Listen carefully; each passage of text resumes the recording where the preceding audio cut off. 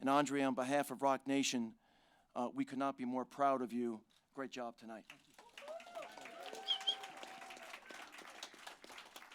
And now for the champ. Appreciate it, Michael. I want to thank everybody who came out tonight. A great crowd, great turnout. Rock Nation Sports, they jumped into this business, and a lot of people said they didn't have a lot of experience, which they didn't. But I said that they're the type of company that everything they touch, they're going to be successful because they got the right team in place. They have the right mindset toward business, and they're successful in everything that they do. So to see them rapidly moving through this sport and making some big moves is really, really grateful to be a part of, and I'm appreciative to be a part of the team, and it's just an awesome thing to be a part of. So I appreciate Rock Nation too. They did a great job once again. Just to second what Michael said, just thanking all the sponsors. We had some great sponsors for this fight. Obviously HBO, my team, James Prince, Josh Dubin, my coach Verge for getting me ready. Just everybody. I mean, it's a lot that goes into these events. I know it looks like we just kind of come in and make it look easy and then we leave, but it's a lot that goes into this in preparation. It's a lot that goes into it with negotiations, and I'm just thankful to have a good team behind me and to be have a good foundation so I can just focus on boxing. As far as the performance tonight, I thought I did a good job.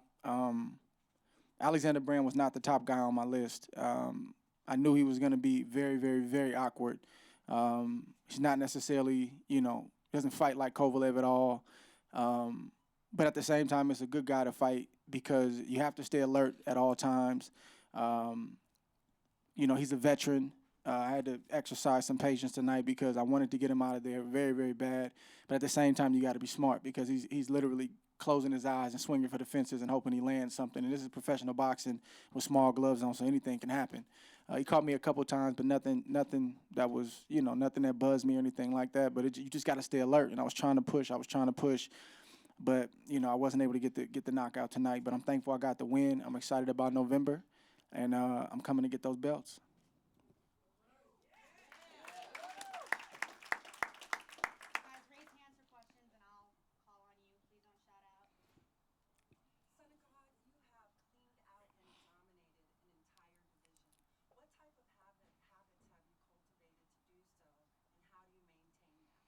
I mean, I'm working on another division right now, but we did beat a lot of great champions at 168. It took a lot of time, and I was involved in a unique tournament, the Super Six, which allowed me to fight a lot of great fighters quicker than I probably would have. So that had a lot to do with it.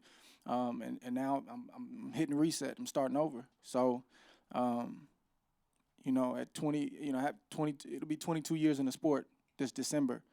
I'm a young veteran. And you got to keep finding things to motivate you.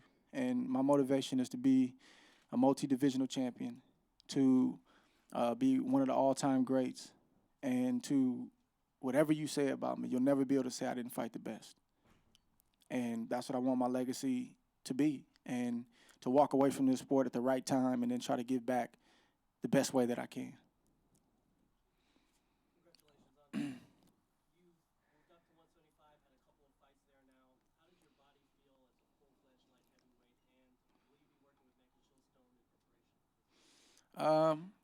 My body feels good. I don't think I can make 168 anymore. 75 isn't easy to make. I'm not doing anything crazy to make it, but it's not the easiest thing to make. Mackey's my guy. I consult with Mackey all the time. We're talking about doing some work for the next fight. But I talked to Mackey this morning. We chatted this morning, and he's just a very knowledgeable individual.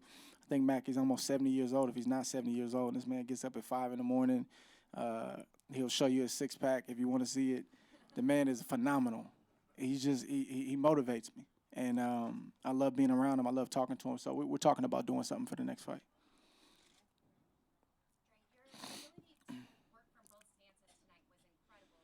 Yeah, I haven't done that in a while. It's been a minute since I switched.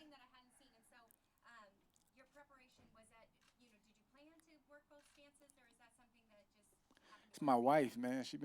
Honestly, she's been getting on me about it. She's like, why haven't you been turning southpaw? I'm like, because, I don't know. You need to probably start doing that more. So we've been kind of talking about it. And then Verge has been pushing me in camp a lot. to start doing it. And that's something I did a lot more as an amateur and even early in my career.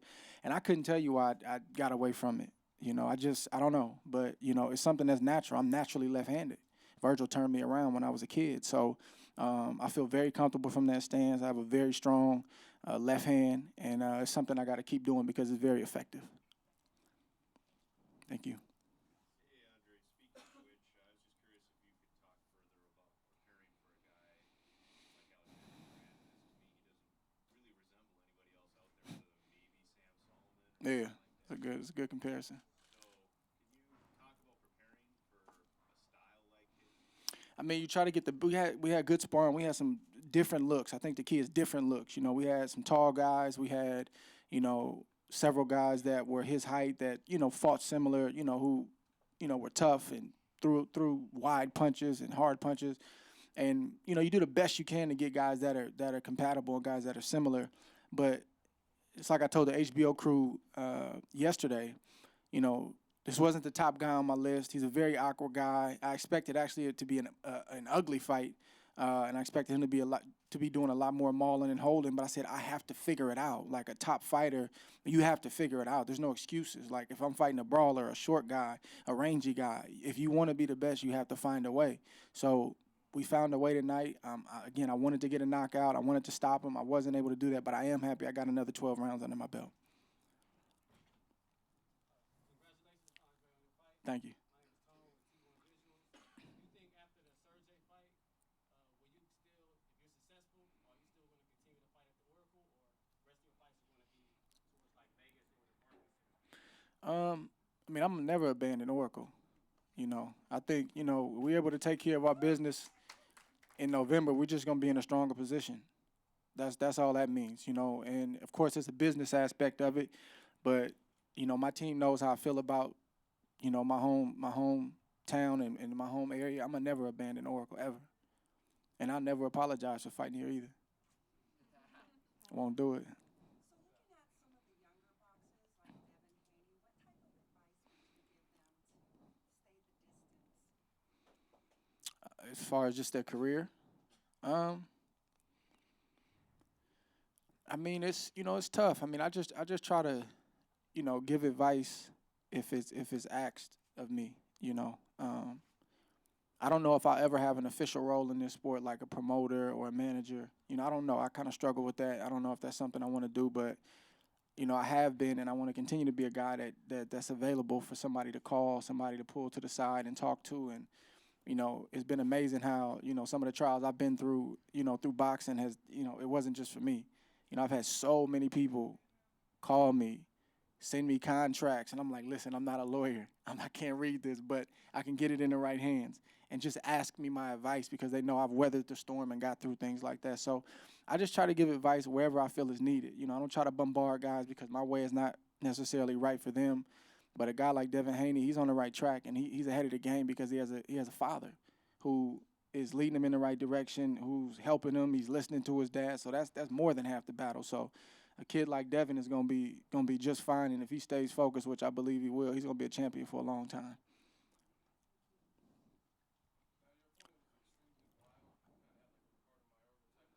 Yeah. He knocked himself down.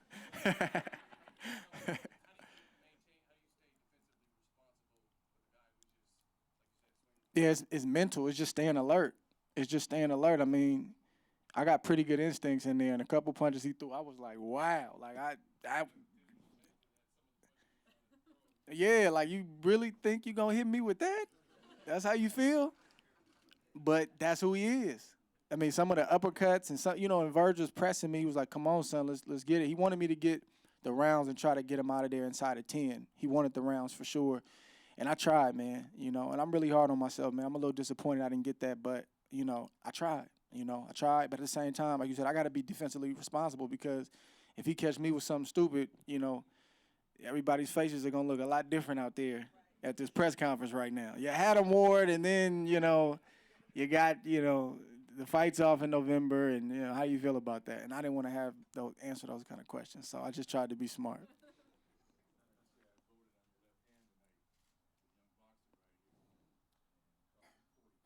Uh-oh.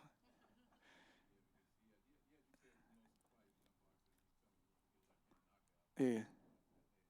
Yeah, I tried, man. I'm sorry. I tried.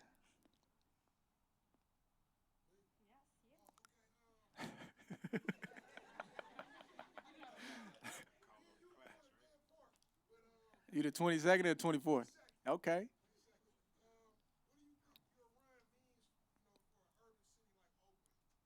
Anything is possible. Anything is possible. Um, in a nutshell, anything is possible. You know, it's a lot. It's a lot of. I think I heard Marshawn say this one time that some of the greatest talents never make it out. Some of the greatest basketball players. It's a lot of smart people in urban communities, like extremely smart, but either didn't get opportunities, made bad decisions. It's a slew of different things that happened where they didn't make it out. Some of the best basketball players in the world, they played on the playground. They didn't make it to the NBA. So, it, yeah, man. I mean, that's just one amongst many, but it just shows you that anything is possible. And if you really want to do something in life, it's very simple. You have to work. You have to work, and you have to continue to work. And when you don't feel like working anymore, you have to continue to work. I'm a firm believer that when you work hard, great things happen. Things fall into place. So myself and many others, man, look at us and just try to pull something from there and just realize that, man, you could take the easy road out and sell drugs or commit crimes and do things that maybe will get you some quick gratification, but it's only a couple ways that's going to end. Stay focused, man. Get good grades. So what if they call you a square? Be a square. Do what you got to do because in the end, you're going to be happy. I wanted to just make a quick announcement. The attendance tonight was 8,653. Thank you, Oakland. Thank you, Oakland. Rich Ortiz of the Sweet Science versus Cage. Whenever you put your mindset to something, you accomplish it. And you mentioned before, you may even move up in weight. Can we possibly see you at heavyweight? I know you mentioned it before. I know it's still early, but after you get your victory in November. Man, I would love. I mean, that's obviously a dream. I've talked about it. I could see that happening, but obviously, like you said, first things first. I got a major, major task ahead of me at light heavyweight, but I could definitely see that. Go to heavyweight, and it had to be the right guy. It couldn't be a Klitschko or somebody like that. It got to be the right heavyweight. And I know you're a role model to young athletes coming out here. And I'm going to put you on the spot. Kilo Madera from your area. Yeah, it's my boy. Yeah. Their fight September 10th. Who do you have in Oh man, I can't pick that. I like both them guys, man, and I'm kind of mad they're fighting too. I sparred with both of them to get ready for this fight. everybody in my area didn't think I would ask that question, but I did. Yeah, and Kilo came to the gym and he's talking smack about him, and then Joe came and Joe's talking. I'm like, oh my god, this is gonna be a good fight. I'm gonna try to make it out there too. Big plug, September 10th. It's Tachi, right? California. Yes, Yeah, I'm gonna try to make it out. we'll get that soundbite, sir. Appreciate it, man. Congratulations again on Thank the you. win. So you've had 2 fights, both led light heavyweight. You look good in both. How important is it on November 19th to make a very emphatic statement in beating Sergey Kovalev to claim domination or to claim to ascend? Yeah. I mean, you could say that I've accomplished enough where no matter what happens in that fight, my legacy is set. And I think that's the reality of the situation. But that's not how it's going to be viewed. This is a career-defining fight. That's the kind of pressure that I put on myself. There's no reason why I shouldn't be able to get that task handled. And that takes nothing away from Sergey Kovalev because he's everything that people say that he is. But this is Sugar Ray Leonard, Tommy Hearns all over again, where it's 50-50. Who's going to rise to the occasion? That's what my father used to say. And, I plan on doing that. It's going to take a lot of work. But I'm willing to go through whatever I got to go through to get where I'm trying to get. Andre, you're an old school fighter, and I always feel like no one ever gives you the respect for the Chad Dawson when you got that one. Is Sergey to you kind of like the old school mentality, that real big fight like you were alluding to that all the old guys used to take on? Yeah, it's a new age in boxing, kind of based on how the monopoly board is set up with managers and certain promoters and different things like that, and that's fine. I'm all for guys, getting paid more money and maybe taking less risk because typically it's the other way around. They're taking heavy risk and not getting compensated equally. So, there's a place for that. And then there's a place for guys saying, okay, get the money right, and I fight the best guy out there. So I'm not saying I'm the toughest guy on the block. I'm just trying to do my part. This is my race, and I'm trying to finish my race and finish it strong. And I'm trying to be great, man. Some people say, oh, you're already great, but I don't look at it like that. I have a lot of work to do, because when I'm finished, I want to look back and say, man, I didn't waste a day. I didn't squander a fight. I didn't squander a training camp. It's a tough business, man. I've been doing this 22 years. It's a long time. That's a lot of training camps. That's a lot of miles that I've ran. That's a lot. So when you go into a fight like in November, it's not just, I've been groomed for these moments since I've been a kid. So, yeah, we got to go to training camp. Yeah, we have to shift our focus on one guy. But this is what I've been groomed for. This is what I've sacrificed for all my life, to be able to be that guy in that moment. And that's what I'm going to be working toward. Thank you. How did she do? Unanimous decision. She won? Okay, yeah. I didn't see it, but I'm so happy she was on the card, though. I think she was a late addition. I'm so happy she was on the card. Number one, for her being, Bay Area native and getting that shine and just getting opportunity. You guys would be shocked, man. It's hard women don't get opportunities like that. And kudos to Rock Nation for giving her the opportunity and giving a female fighter an opportunity like that, because I'm telling you, the women, man, they sacrifice like we sacrifice, and they're fighting for respect, and they just don't get it. And people say there's no market for it, but for somebody like Rock Nation to take a chance on them and say, okay, we're going to create a market, man, that's a blessing. So I was so happy when I heard she was on the card. I'm glad she won, and I'm sure she's going to get more opportunities. Andre, your performance tonight, your defense really stood out. I mean, my peers and I, we cover fights day in and day out, and I know there was a couple of moments where I was sitting next to people and we went, woo! I was doing that too in my head. He was throwing some stuff at me, boy. I was like, woo. But your ability, to avoid the punches, your defense was just masterful, and that whole make 'em miss, make 'em pay mentality. Yeah. Your accuracy was just something of greatness tonight. So I have to ask you, when you have that momentum going into the Kovalev fight, do you think that those two things, both your accuracy and your defense, are kind of your edge going into Kovalev? I don't know if it's an edge, but it's definitely an asset. It's definitely, that's just part of who I am. I feel like I'm not going to give you anything for free. If you hit me, you're going to earn it.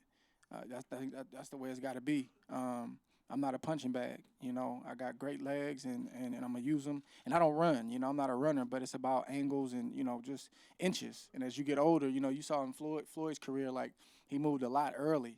And then he realized I don't have to move like that. I just take a half step back, boom, I hit you, and, that discourages you from throwing punches. And I'm getting into that mode where I don't have to move as much. I move just enough. I do just what I have to do. So I don't know if it's an edge. It's just something that he's going to have to deal with, just like it's things on his side that I got to deal with. And, we got to see. We got two great trainers, and it's going to be a great fight, man. It's the biggest fight in boxing, hands down. After the Sergey fight was successful, is there anybody else you see you fighting in a light heavyweight division? Man, the way my brain works, like, he's the only guy in the division. He's literally the only guy in the division. He's the man. Who else is above him at light heavyweight? So that's a situation where you focus on him, you beat him, and then you sit down and weigh your options with your team and see what's next. You can't juggle both, Yeah. Another question I have for you, Andre, is in your past fights here at Oracle, you've had a great turnout. Rock Nation's done a great job in promoting your fight, bringing in the crowd. Yep. And you've also had your teammates like Amir Khan, Andre Berto, Peter Quinlan made the flight out here. How does it feel to represent a diverse sports community like the Bay Area, where we have the Giants, the Niners, the Raiders, the Golden State Warriors? How does it feel to represent the Bay Area every time you step into the ring? Man, it's beautiful because in the Bay Area, I'm probably one of the only things that everybody can agree on between the Giants and the A's and the Niners and the Raiders. So I guess maybe the Sharks and the Warriors. Outside of that, everybody's fighting. Everybody's against each other. So it's wonderful, man. This is like literally these moments like this, driving to this arena when I fight here and walking in the building, like I'm telling you, like I couldn't explain to you what goes through my head. Like I'm trying to keep myself calm because it's such a surreal moment. Like this is really happening. Like this is what I dreamed about. This is what I always wanted. And to live it out, to see the people come out, the news, websites, all these different people, it's amazing, man. It's hard to explain, but it's tough because I'm still active, so I have to stay in the moment. I can't relish it too much. I can't get too caught up in it, but I'm aware. I talk to my wife about it. I talk to my family and friends about it, man. It's a blessing. It's a blessing. Yeah.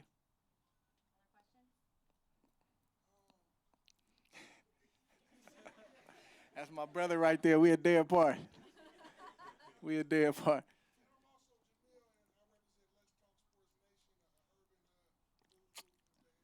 That's what's up, man. Keep it going.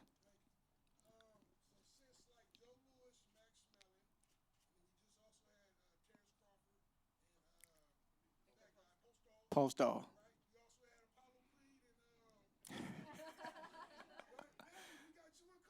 Hey.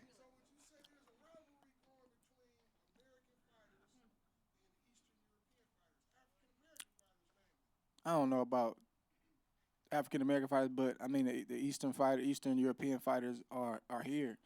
Um, a lot of them, so they're getting those opportunities. So yeah, I mean I think there's an inherent probably rivalry there, between Americans and Russians because they're on our turf, they're on our soil, they're coming here to try to make a name. So, and we trying to defend what we have, so to speak. That's how I look at it. No disrespect, it's nothing personal, but yeah, I think it's an inherent rivalry there because they're coming to try to take something that we have. That's pretty much a formalities question for Michael.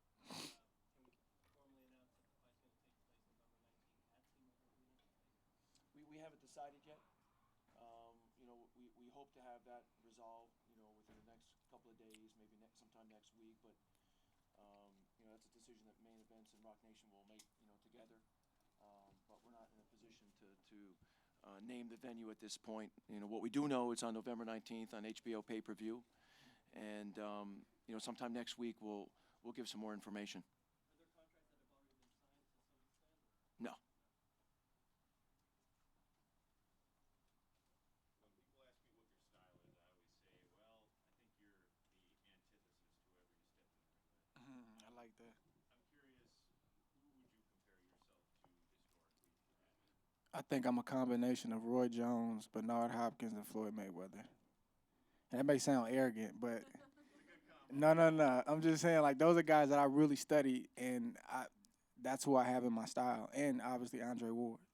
It's like Verger style mixed in with all of those guys. I can fight inside. I can get rough. I can be flashy. I can, do certain things when I need to, and then, I can be very systematic like Floyd and break a guy down. So I think, I've taken something from all three of those guys. But at the same time, trying to stay true to who I am and just be myself. So if that makes sense. Yeah, thank you. Try to be formless, man, like Bruce Lee said. I don't have a style.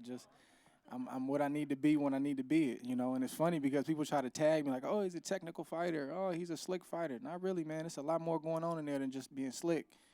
Because if it wasn't, a lot of the guys that I fought would try to walk through me.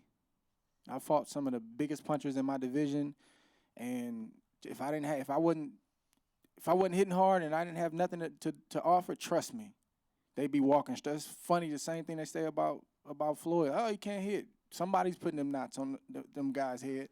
Somebody's stopping them from running in there. But it's not maybe boom, boom, where guys out so people just don't think you hitting hard. But trust me, the opponent wouldn't say that if he was being honest. Right. Any other questions? Oh, wait, last one. Yes. You are a phenomenal broadcaster. Love watching you. Thank you. How much you love to apply that craft as well. How disappointed are you that you won't be able to broadcast, be an announcer at the World Cup? Oh, man. I'm pretty disappointed, man. Honestly. I don't even know how I don't know how I would call that fight. That probably lean toward the guy named Ward. They say he's pretty good. Probably lean toward him. Thank you all so much for coming out today. Thank you. Appreciate it. Thank you.